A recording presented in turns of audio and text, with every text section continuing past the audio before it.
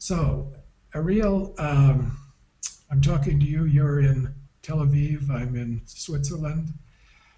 And we want to give the viewer a brief introduction to the conference that will be sponsored next year in April in Tel Aviv to celebrate the publication of the Jung-Neumann letters. And this is a correspondence that took place between 1933 and Neumann's death in 1960. A very important exchange of letters and views on many issues. It's interesting that of Jung's major correspondences, of which 5 or 6 have now been published, 4 of them are with Jewish interlocutors.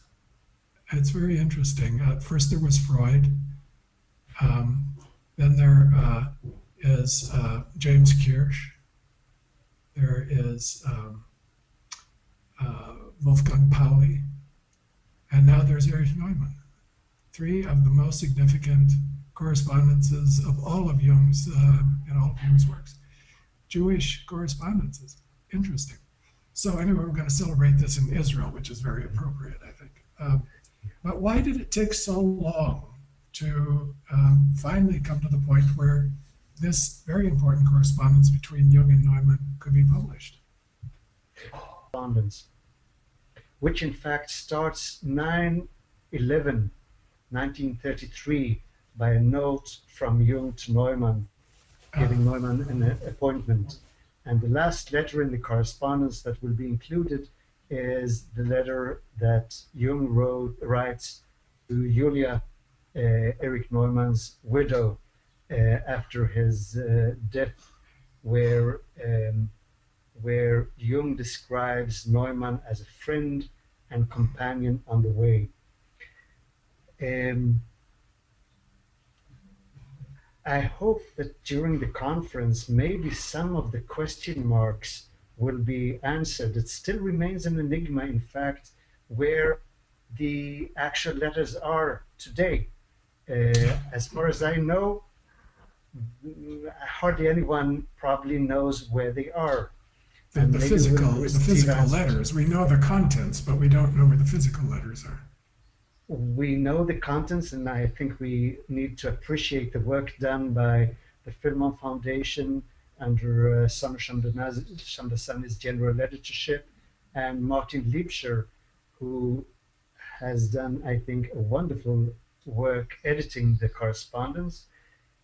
And the fact that it has taken so long to publish it, maybe it was worth waiting for, because Martin Liebscher, in fact, found some attachments to letters, long attachments that were missing previously. I see. Like by his detective work, he managed to trace them and find them in the private Neumann archives. I was reading one of Neumann's letters today, in which he's responding to answer to Job that Jung had sent him in 1951, I believe, to read and to get some reactions to. And it struck me how free Neumann felt to confront Jung with differences.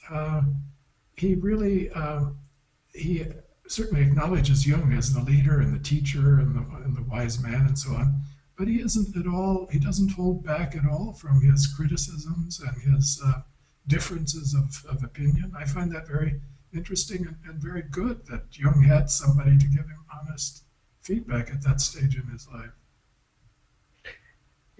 I also found it quite amazing reading these letters, how already from the very beginning, in fact, Erich Neumann, the brilliant young man, he was in his late 20s, and Jung 30 years his elder. How Neumann, in fact, is very straightforward, very respectful of the grand old master, but yet straightforward, not fearful, and does confront him right on about several issues. Well, that's what makes the letters quite refreshing. it's very refreshing, and it makes the letter so interesting because Jung has a real challenging interlocutor, uh, not just somebody who praises him and says nice things to him because he wants to ingratiate himself. I have the feeling that Jung was quite pleased with that honesty and straightforwardness. Yes, And I think there is a mutual respect between yes, the young definitely. man and the older leader of or old master whom Neumann both deviates from, but respects and and definitely acknowledges. And certainly builds on. I think Neumann builds on and builds out and builds further using Jung's basic theoretical positions. Yes. There are many topics that are covered in these letters. Some of them are quite personal, their friendship, their relationship. There's the whole issue of Jung's uh, attitude toward the Jews and what's going on in Germany in the 1930s. There are theoretical issues that they discuss. Among all of these, what do you think are the high points? You've read the whole correspondence, you've studied it. What for you really stands out as most important? Well, I think it's the tone, the honesty, the openness, the mutual frankness, the friendship, the development over those nearly 30 years of correspondence, with the interval between 1940 and 45 when the correspondence stops. But the issues, certainly the discussion of Zionism, the Jewish people, the various aspects, for instance, of the earth archetype. Neumann raises early on in maybe the fourth letter or something, very, very early on, the issue of the Nazis, anti-Semitism, and with their friendship and the respectful tone, there is a lot of honesty and very interesting material. Yes. But then the theoretical issues, for instance, around answer to Job and around Neumann's new ethic, the discussions are, I think, fascinating by being both personal and so highly professional. Yes, absolutely.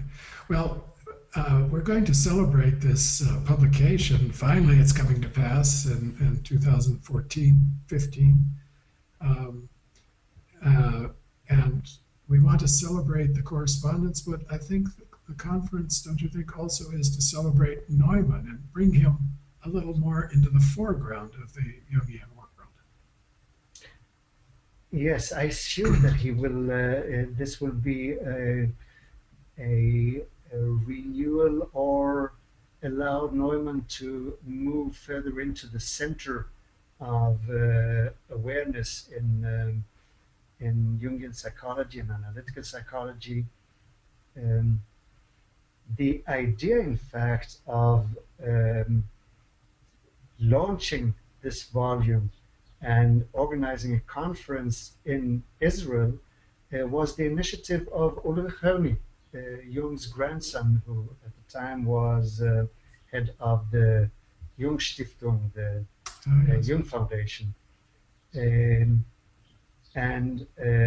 that will, of course, be a premiere of doing such a thing here in Israel. And I think that the conference, much of the part of the conference will be, in fact, new views on Neumann's contribution. Well, there's a lot of excitement about the conference. Everybody I talk to seems to want to come. I don't know if they will in the end, but I think the excitement is around coming to Israel for this. That would be one thing. Can you tell us something about the physical location? What will happen at the conference? Where will it be held, and what will it be like? Well, we considered a few different places, and Uh, we considered doing it in Tel Aviv as well, um, where Neumann came to live from 1936. He moved then to number 1 Gordon Street in Tel Aviv, which is right at the seafront. And in fact, what maybe is not so well known is that James Kirsch, he lived only what might be 100 or 200 meters away from Neumann, which is an additional interesting aspect, since also the Neumann-Kirsch relation is discussed in the correspondence. But in the end, we decided on holding the conference, which will be in end of April 2015, in a kibbutz about 20-25 minutes north of Tel Aviv, kibbutz Shfaim, which has a lovely campus. It's a wonderful setting next to a nature reserve, very near, right next to the sea, and with the beautiful lawns and outdoor setting, with a very suitable conference auditorium and conference facilities. So it will be in a more tranquil setting than the maybe more vibrant Tel Aviv. And everything will take place on this campus, right? All the meals, people will stay together throughout the conference. They won't scatter the way it would be in a city. People go in their separate directions in the evenings. And so on. There will be additional facilities nearby. Most people will probably choose to stay at the kibbutz, which has, I think, 100 or 150 rooms. But there will be additional facilities nearby, which people can individually choose from. But all the events will take place at the kibbutz itself, or at the conference center of the kibbutz. And I think the families will be there, Neumann's children and some grandchildren maybe, and Jung's grandchildren. So the two families will also be represented, maybe for the first time in this kind of a setting. I think so. It will be an interesting meeting between the Jung family, the Neumann family, and we will also have Tom Kirsch present. So that will add, I think, we will have what I believe will be a wonderful event, which in fact you will moderate. I hope you're aware of that. That we call Memories from My Grandfather's House, where we will have both the Jung and Neumann families. We will also participating at that event will be the grand old lady of Jungian analysis in Israel, Dvora Kuczynski, who is not known outside of Israel, but she is the most wonderful and fascinating person. She was Neumann's foremost disciple. She is close to 90, fully active. She is herself a survivor of Theresienstadt and Auschwitz, and she will be sharing some of her memories of Erich Neumann. So that promises to be an interesting event with the Neumann, Jung, Kirsch family. Lots of stories will be told, I think. Yeah. Well, I think the conference will itself become storied. In the future, people will say, I was at that conference. I was there. This is one of those events in the Jungian world that you don't want to miss, I think. Right, yeah. I'm really looking forward to it. So am I, and it's I have found it a great pleasure to work on this conference. You've done both so the much. both the content of it and the event itself, I think, will be tremendously I interesting. think it's 3 full days, isn't it? Starts on a Friday and goes through a Sunday evening. So Friday, Saturday, Right. Sunday. Yeah, and it will be a Very quite packed an program. intensive, packed program. I'm sure people will also want to either come early or stay afterwards and tour around Israel if they haven't seen it, Holy Land for the first time. I'm certainly planning to do that with my family and travel around a bit again and look at the sites.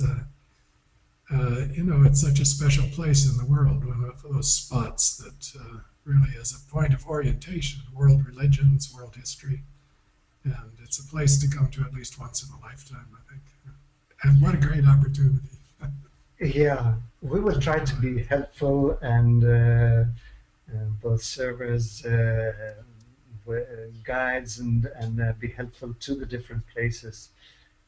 Yes, and Israel, I think the Swiss ambassador will be at the reception, I believe, and welcome. In fact, the Swiss ambassador, Dr. Andreas Baum, he will host the welcoming reception.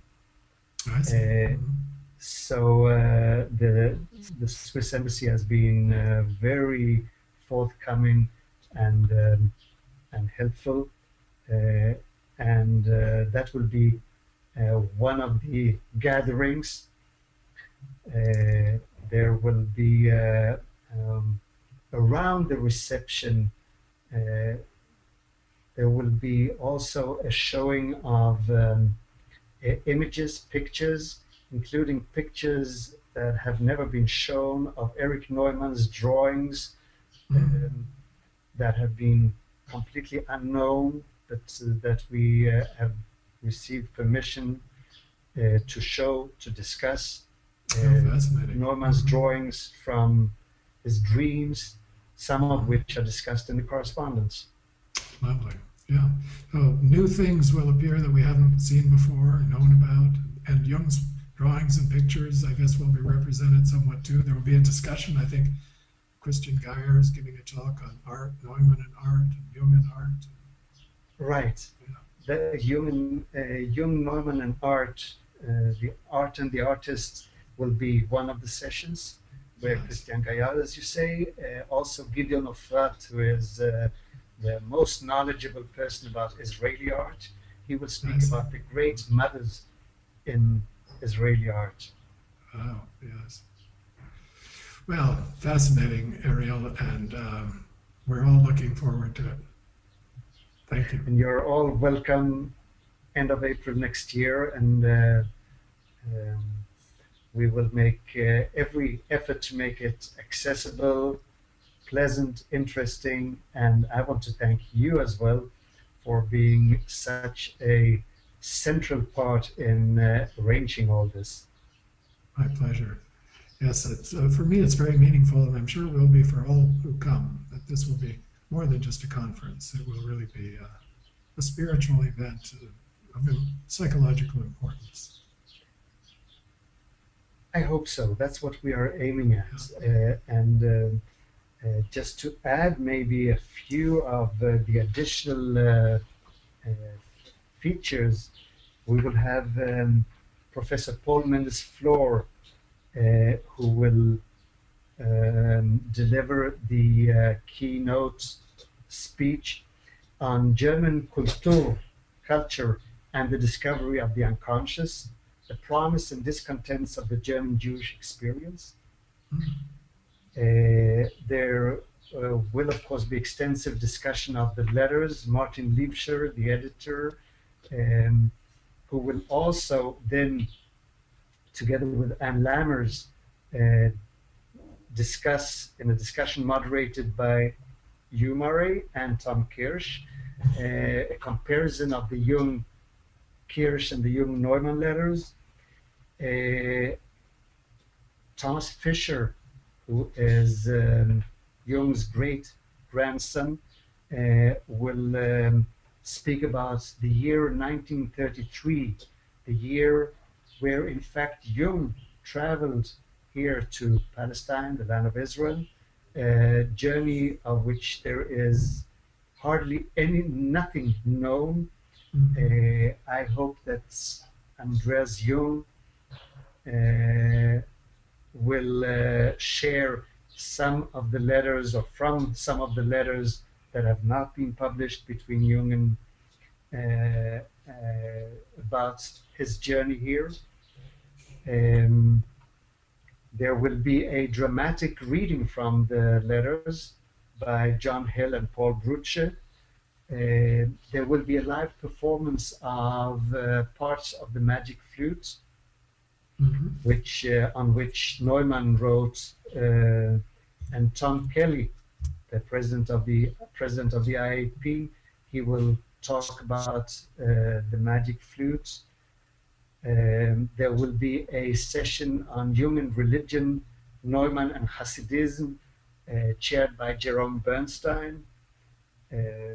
Clinical aspects of Neumann's work, and Riccardo Bernardini will speak about the Eranos experience in relation to Jung and Neumann. So it will be an intensive program, very full. And if people want to take a break, they can go swimming. Right, both in the ocean and in the nearby swimming pool, or take a walk in the nature reserve. Yes, lovely.